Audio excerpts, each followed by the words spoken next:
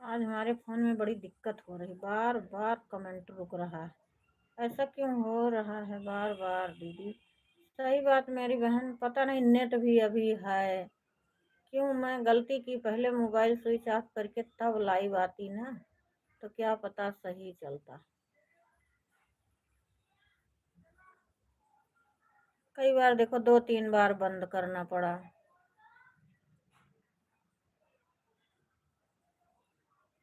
और करो कमेंट, क्या फिर रुक गया क्या? 2 लोग जुड़े हैं, क्या करूं मैं? कमेंट करो सविता बहन, सत्या बहन, सविता बहन कमेंट करो। अब की मैं बंद कर दूंगी अब लाइव, अगर नहीं कमेंट आ रहा होगा तो।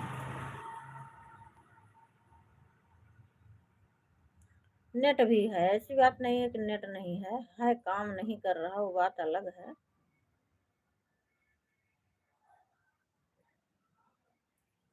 अनास में नेट भी खत्म होगा, काम भी नहीं होगा। सविता बहन कमेंट करो, क्यों रुक रहा है?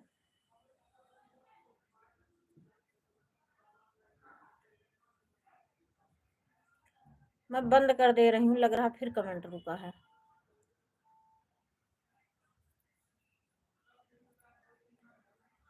बड़ी दुखी कर दी आज फोनवा हमारा।